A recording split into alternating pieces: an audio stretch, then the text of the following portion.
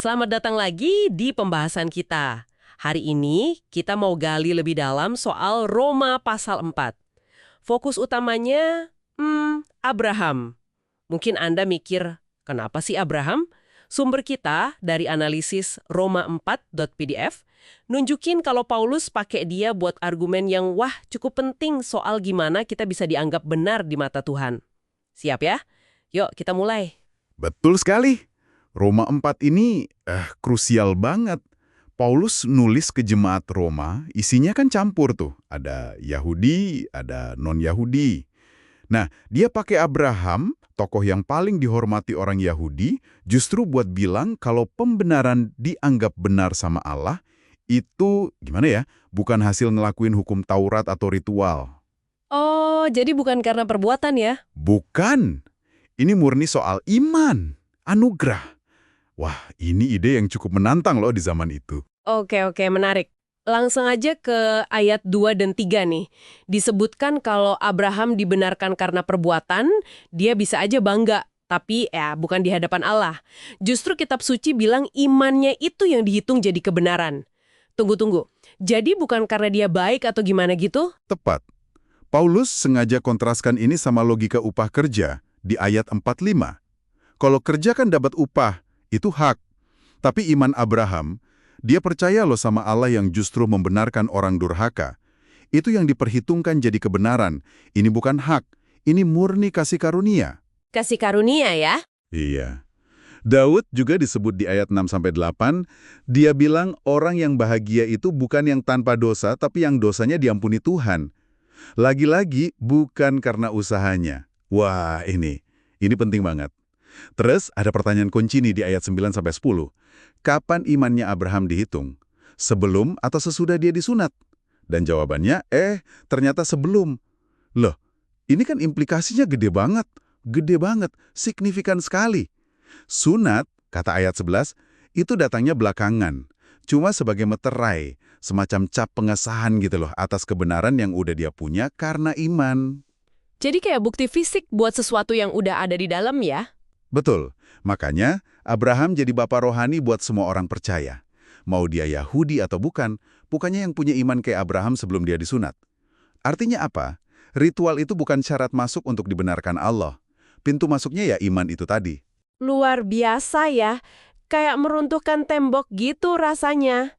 Terus, gimana soal janji Allah ke Abraham di ayat 13? Sumber kita bilang janji itu bukan karena hukum Taurat, tapi karena kebenaran oleh iman. Malah ayat 15 bilang hukum Taurat itu bikin muncul murka. Loh, kok bisa gitu? Gini, karena hukum Taurat itu kan isinya perintah ya. Nah, justru hukum itu nunjukin seberapa sering kita ini gagal, kita melanggar.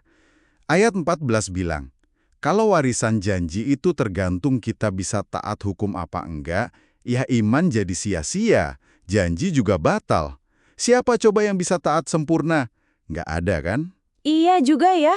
Makanya, pembenaran itu harus dasarnya iman. Supaya jadi kasih karunia, anugerah murni, gitu kata ayat 16. Dan janji itu jadi berlaku buat semua keturunan iman Abraham. Sesuai nubuat di ayat 17, engkau akan jadi bapa banyak bangsa. Kalau kita lihat imannya Abraham sendiri di ayat 18-22, itu, gimana ya bilangnya, luar biasa banget. Dia berharap, padahal kalau dilihat secara manusia, nggak ada dasar buat berharap. Iya kan? Umurnya udah 100 tahun, Sarah juga mandul.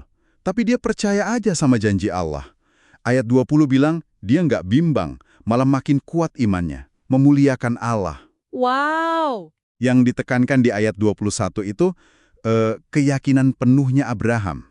Dia yakin banget Allah itu maha kuasa, sanggup melakukan apa yang udah dia janjiin. Ini bukan iman yang asal percaya gitu aja, tapi keyakinan yang muncul dari kenal sama Allah, bergantung penuh sama dia. Nah, karena itulah imannya dihitung jadi kebenaran, kata ayat 22. Dan ini dia nih yang penting buat Anda yang dengerin.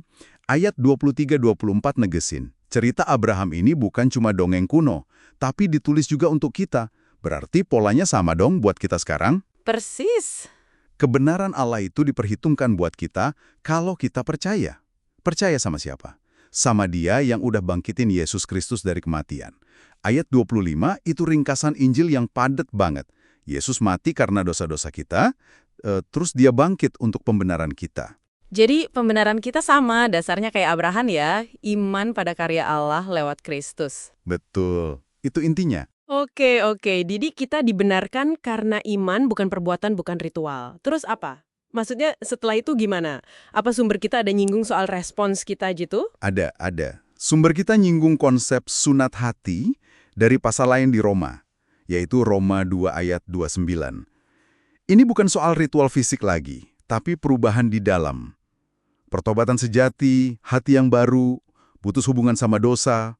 Oh, jadi perubahan internal ya? Ya, di perjanjian baru ini sering disejajarkan sama baptisan di Kolose 2 ayat 11-12. Baptisan itu jadi kayak simbol lahiriahnya. Simbol kita ikut mati sama dosa, terus bangkit buat hidup baru dalam Kristus. Tapi itu sebagai respons ya, respons atas pembenaran yang udah kita terima duluan lewat iman. Jadi kesimpulan dari Roma 4 ini, wah kuat banget ya pesannya. Anda, saya, kita semua, sama kayak Abraham, diterima Allah itu bukan karena kita hebat, bukan karena kita taat aturan ini itu, tapi murni karena kita percaya sama janji dan kuasa Allah yang udah jadi nyata sempurna dalam Yesus Kristus. Nah, ini mungkin ninggalin satu pertanyaan buat kita renungkan ya. Kalau kita ingat Abraham dibenarkan itu sebelum dia terima tanda fisik perjanjian, yaitu sunat, gimana ini tentang pemahaman kita soal apa sih yang paling esensial, yang paling dasar untuk mulai dan jalanin hubungan sama Tuhan hari ini? Apa artinya hidup sebagai orang yang udah dibenarkan oleh iman dalam keseharian kita? Berharga ya. Sampai jumpa.